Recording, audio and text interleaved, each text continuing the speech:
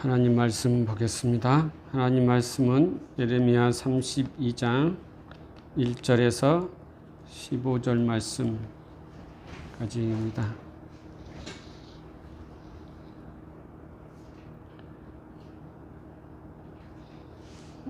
(1절에서 15절까지인데) 1절에서 5절까지만 그럼 보겠습니다. 유다의 시드기야 왕 10째 해 곧 느부갓네살 18째 해에 여호와의 말씀이 예레미야에게 임하니라. 그때 바벨론 군대는 예루살렘을 에워싸고 선지자 예레미야는 유다의 왕의 궁중에 있는 시위대 뜰에 갇혔으니 이는 그가 예언하기를 여호와의 말씀에 보라, 내가 이 성을 바벨론 왕의 손에 넘기리니 그가 차지할 것이며 유다 왕 시드기야는 갈대아인의 손에서 벗어나지 못하고 반드시 바벨론 왕의 손에 넘겨진 바 되리니 입이 입을 대하여 말하고 눈이 서로 볼 것이며 그가 시드기야를 바벨론으로 끌어가리니 시드기야는 내가 돌볼 때까지 거기에 있으리라. 여호와께서 이와 같이 말씀하시니라. 너희가 갈대아인과 싸울지라도 승리하지 못하리라 하셨다 하였더니 유다 왕 시드기야가 이르되 내가 어찌하여 이같이 애언하느냐 하고 그를 가두었음이었더라. 아멘.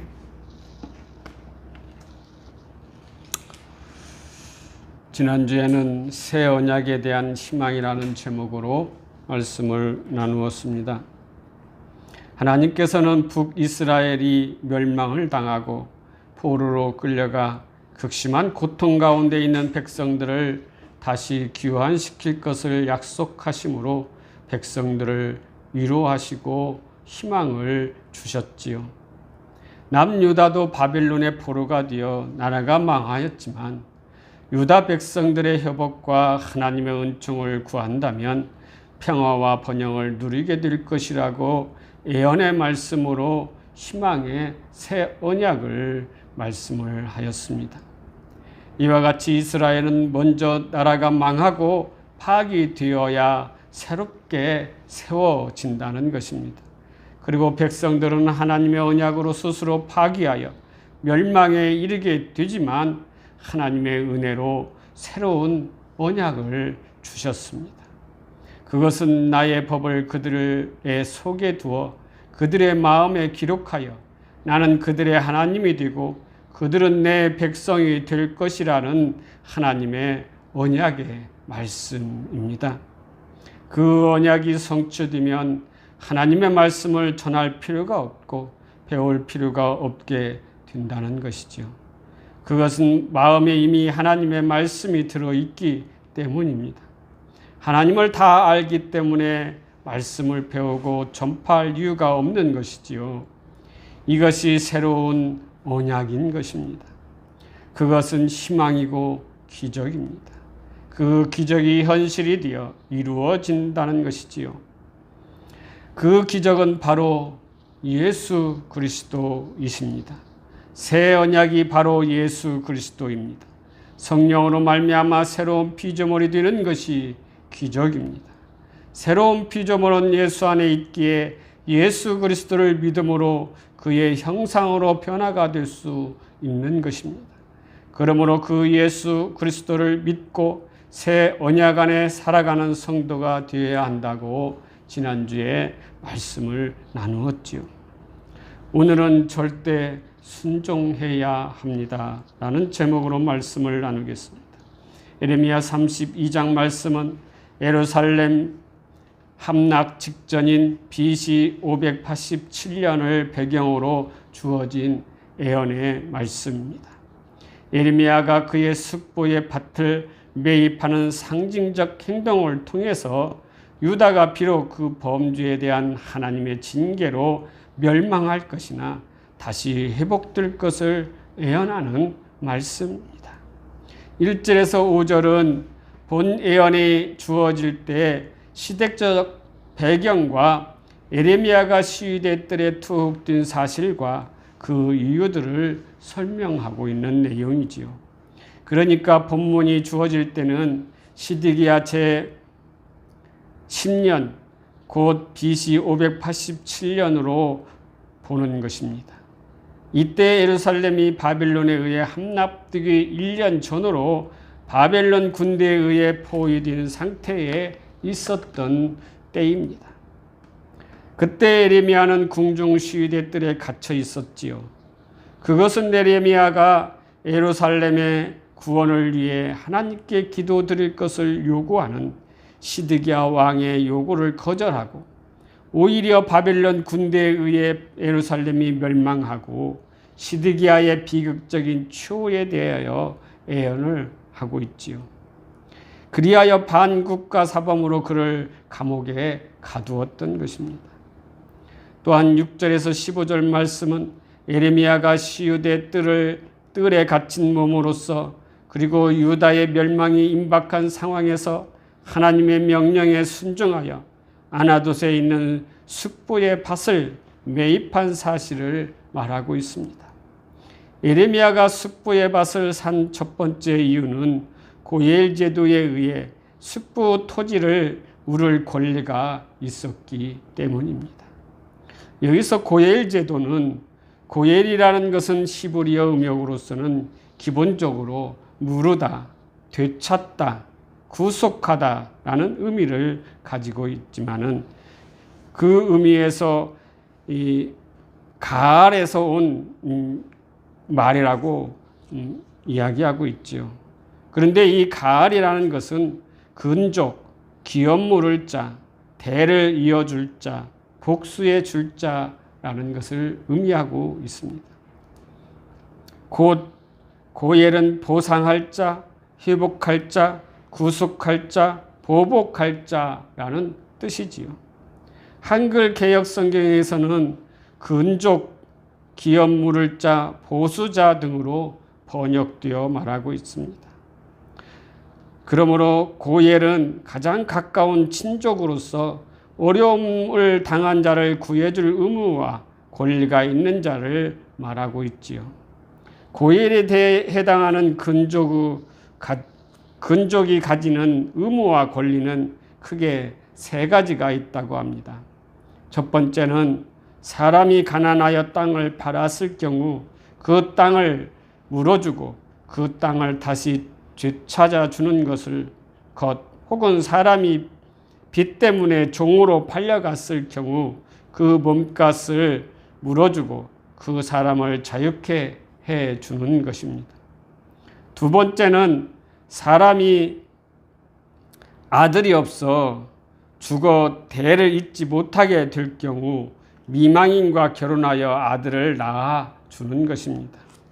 그리고 세 번째는 사람이 피살되었을 때 살인자를 죽임으로 원한을 갚아주는 것입니다. 이 세 가지 모두 가족회의와 장로들의 공개 재판을 거쳐서 행했다고 하고 있습니다. 하지만 고엘 제도에 의해 예레미야가 숙부의 밭을 샀다고는 할 수는 없습니다.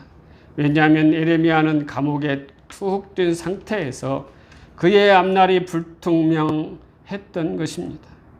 또한 유다의 멸망이 임박한 상황이었기 때문에 비록 그 토지를 산다고 해도 그것이 그 소유가 된다는 보장이 없기 때문이지요.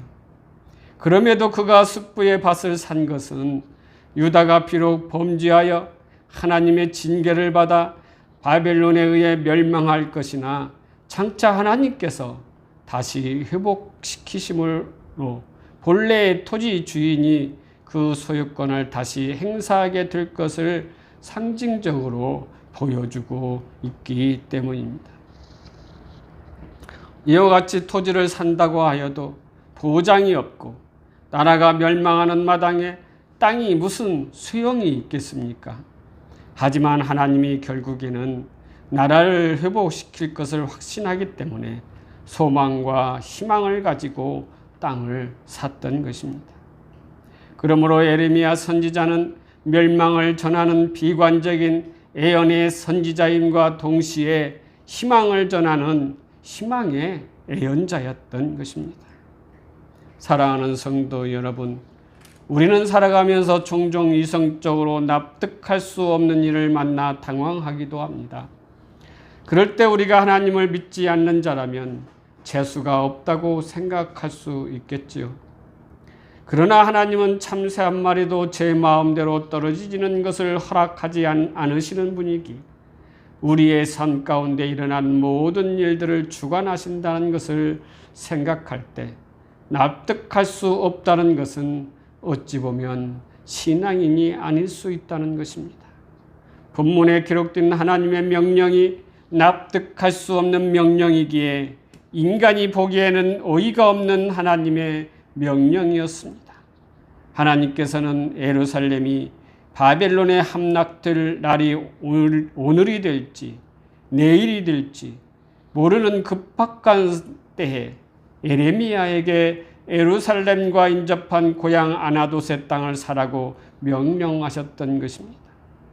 곧 있으면 적군에 빼앗기는 땅이기에 사면 무얼 하겠습니까? 하지만 예레미야는 이같이 이유를 알 수 없는 명령에도 절대적으로 순종하였습니다. 그러한 예레미야의 행동은 이유를 알 수 없는 하나님의 지시나 인간의 이성으로 이해할 수 없는 하나님의 명령이 주어졌을 때 저와 여러분은 과연 어떠한 행동을 해야 할 것인가를 가르쳐 주고 있습니다. 첫째는 인간의 무능력함을 인정하고 하나님의 말씀에 순종해야 한다는 것입니다. 인간을 만물의 영장이라고 사람들은 말합니다. 그런데 많은 사람들은 모든 자연 만물 가운데 으뜸이며 가장 고귀한 존재라고 하는 인간의 자부심을 하나님 앞에서까지 자랑하고 내세웁니다. 하지만 성경은 인간은 참으로 연약하여 무능력한 존재라는 것입니다. 이사야서 55장 9절에 하늘이 땅보다 높음같이 내 길은 너희 길보다 높으며 내 생각은 너희 생각보다 높으니라. 누가서 11장 33절에 깊도다 하나님의 지혜와 지식에 부유하며 그 판단은 측량치 못할 것이며 그의 길은 찾지 못할 것이로다. 이 말씀처럼 제 아무리 지혜롭고 뛰어난 존재라고 할지라도 하나님의 높고 기쁘신 뜻을 헤아릴 수 없다는 것입니다. 유한한 인간의 능력을 인정하지 않고 하늘까지 닿는 탑을 쌓으려고 하였던 것이 바벨탑 아닙니까? 하나님과 같아지려고 하는 도전이 처참하게 무너져 버렸던 사건이지요. 그러므로 인간의 전철을 밟지 말고 오직 겸손과 복종으로 하나님 앞에 서야 한다는 것입니다. 그러므로 예루살렘 함락을 앞둔 상황에서 그의 사촌 하나멜의 밭을 사라는 비합리적이고 이해할 수 없는 하나님의 명령일지라도 인간의 한계를 인식하고 인간의 무능력을 인정하고 오직 그 명령에 복종하며 순종하여야 하는 것이지요. 그 순종이 나올 수 있는 것은 자신을 낮추는 겸손에서 순종할 수 있는 것입니다. 두 번째는 하나님의 뜻을 온전히 깨닫게 되도록 간구해야 하는 것입니다. 아나돗에 있는 하나멜의 밭을 사라는 하나님의 명령을 듣고 예레미야는 많은 고민을 하였을 것입니다. 당시 남왕국 유다 백성들을 강력한 비난과 불신 그리고 핍박에도 불구하고 계속 외쳤던 예루살렘 멸망 예언이 성취되기 직전이었습니다. 그러므로 예레미야의 예언이 거짓이 아니었다는 것을 백성들이 인정하기 시작하였을 때 이전의 예언과는 전혀 반대되는 의미를 가진 것으로 보여지는 이 예언을 전달하였을 경우 백성들 사이에 심각한 불신과 혼란이 일어났을 것은 불보듯 명확했던 것입니다. 그러나 예레미야는 자기 나름대로 이 예언의 말씀을 해석하려 하지 않았습니다. 그는 하나님의 뜻을 온전히 알 수 없음을 인정하며 하나님께서 자신을 깨우쳐 주시기를 원했던 것입니다. 사랑하는 성도 여러분, 우리는 이 땅에 사는 동안 우리 주변에서 일어나는 하나님의 섭리를 모두 이해할 수는 없습니다. 그러나 우리의 삶에 필요하다면 하나님께서는 분명 깨달을 수 있는 지혜를 허락하실 것입니다. 진정 하나님의 뜻을 깨닫고 행할 수 있는 지혜가 부족하다고 생각하십니까? 모든 사람들에게 후히 주시고 꾸짖지 아니하시는 지혜의 왕 하나님께 여러분의 고민을 간구하십시오. 하나님은 이러한 고민들을 분명히 들어주실 것입니다. 셋째는 할 수 있는 대로 절대 순종해야 한다는 것입니다. 하나님의 명령에 대하여 인간이 보여야 하는 반응은 절대적 순종입니다. 때로는 지혜가 부족하여 고민할 수도 있고 실행할 수 있는 여건이 되지 않아 하나님께 눈물로 아리며 간구하기도 하지만은 이는 과정일 뿐 궁극적으로는 하나님께서 명령하신 바에 철저히 순종해야 하는 것이지요. 본문에서 예레미야는 나나두세 밭을 사라고 하신 명령을 이해하기 어려웠습니다. 그러나 하나님의 기쁘신 뜻이 있을 것임을 믿고 순종했습니다.